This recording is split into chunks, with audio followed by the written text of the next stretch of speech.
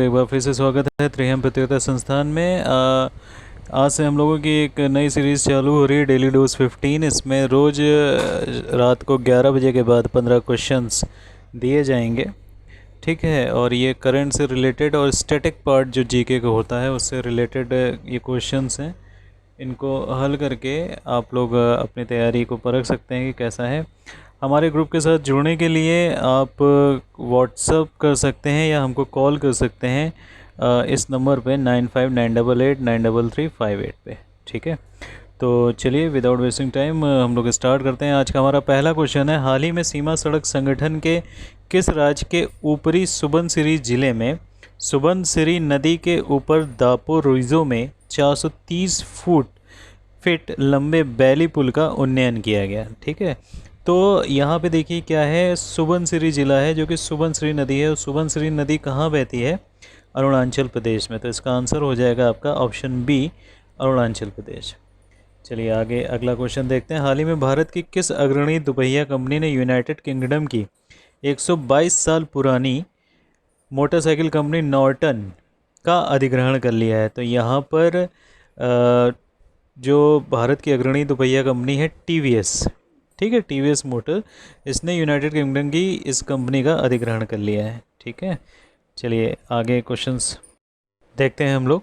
हाल ही में गोदावरी नदी घाटी के क्षेत्र में निवास करने वाली आदिवासी आबादी के बीच कोविड-19 परीक्षण करने के लिए किस राज्य सरकार को निर्देश देने के लिए सर्वोच्च न्यायालय में याचिका दायर की गई है? तो कोविड-19 से जैसे कि पूरा देश इस समय जूझ रहा है, तो गोदावरी नदी घाटी क्षेत्र के पास निवास करने वाले आदिवासी आबादी के लिए जो राज्य सरकार को एक निर्देश देने के लिए कि निःशुल्क इनका परीक्षण किया जाए इन आदिवासी के लिए, क्योंकि वहाँ पे आदिवासी क्षेत्र में जाना थोड़ा सा मना रहता है, इस तरह के उनके नियम अलग रहते हैं। तो उसके लिए सर्वोच्च न्यायालय में एक याचिका दायर की गई है और वो आंध्र प्रदेश में है, ठीक है। तो आंध्र प्रदेश, तो गोदावरी नदी घाटी से आप लोग मिला सकते हैं इसको, आंध्र प्रदेश। अगला क्वेश्चन हम लोग देखते हैं।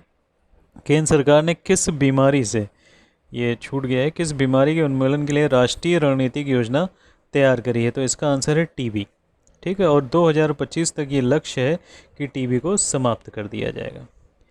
प्रतिवर्ष हाथी महोत्सव कहाँ मनाया जाता है? तो जयपुर में हाथी महोत्सव हर वर्ष मनाया जाता है। अगला क्वेश्चन है, हाल ही में किस स्थान पर भारत का पहला फ्लोटिंग बास्केटबॉल कोर्ट आरंभ हुआ है? तो ये इसका आंसर हो जाएगा आपका मुंबई, ठीक है। मुंबई में फ्लोटिंग बास्केटबॉल कोर्ट आरंभ हुआ है।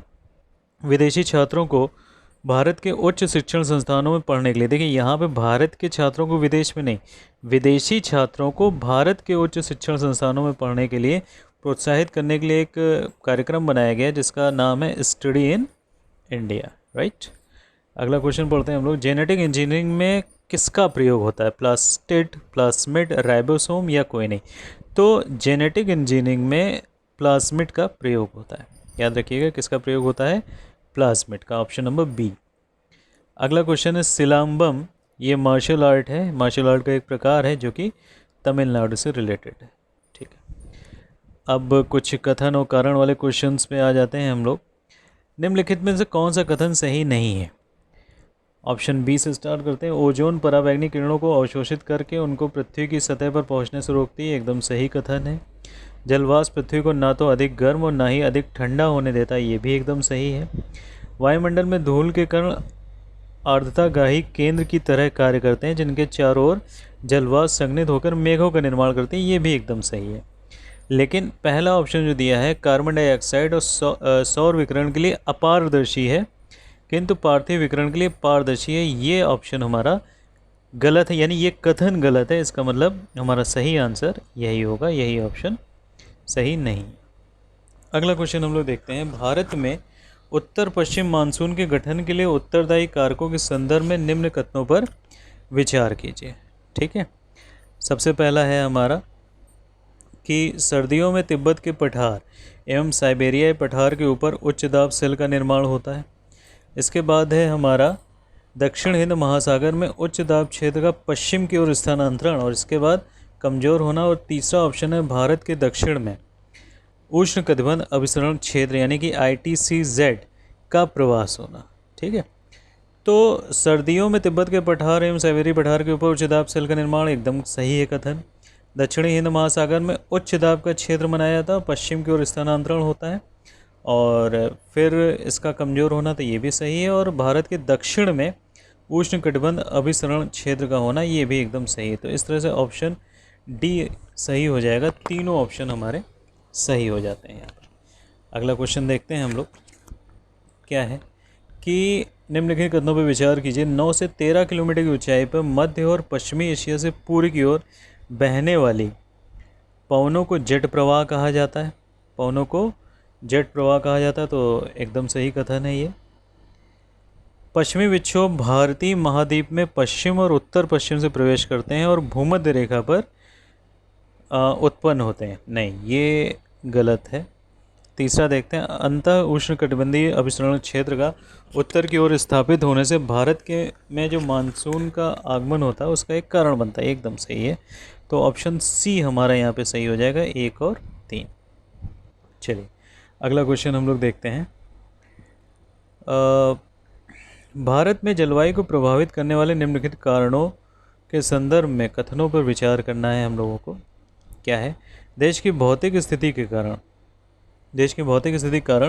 पश्चिमी घाट और दक्षिण पवनमुखी पठार ढाल के कारण अधिक वर्षा होती है।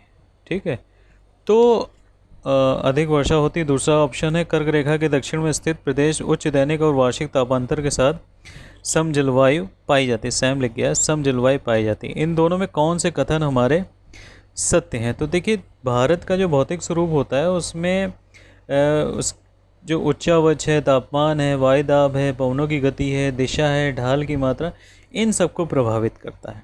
ठीक है, इन सबको प्रभावित करता है।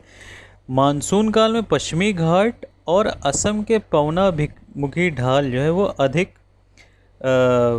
प्राप्त करते हैं, अधिक वर्षा को प्राप्त करते हैं, जबकि पश्चिमी घाट के साथ जो दक्षिणी पठार लगे होते हैं वो कम वर्षा प्राप्त करते हैं। तो यहाँ पे ऑप्शन में देखिए अधिक दिया है, तो ये वाला हमारा गलत हो गया। दूसरा क्या है, जो देश के मध्य भाग से कर्क रेखा गुजरती है तो उसके उत्तरी भाग में जो है शीतोष्ण कटिबंध होता है और दक्षिणी भाग किस में पड़ता है? ऊपरी भाग शीतोष्ण कटिबंध पड़ेगा, दक्षिणी भाग उष्ण कटिबंध में पड़ेगा। ठीक है, तो उष्ण कटिबंध भूमध्य रेखा के निकट होने के कारण पूरे वर्ष जो है उच्च तापमान और कम दैनिक और वार्षिक तापांतर का अनुभव होता है। ठीक है, तो इस कारण जो है दक्षिण में जो उच्च दैनिक और वार्षिक तापांतर के साथ सम जलवायु है, ये ऑप्शन भी यहाँ पर गलत हो जाएगा। ठीक है, अर्थात आपका क्या सही होगा? ना तो 1 और ना ही 2। अगला क्वेश्चन देखते हैं। एल नीनो एक के संदर्भ में विचार कीजिए। ये पेरू तट के निकट भूमध्य रेखी उष्ण समुद्री धारा का विस्तार है। एकदम सही है ये।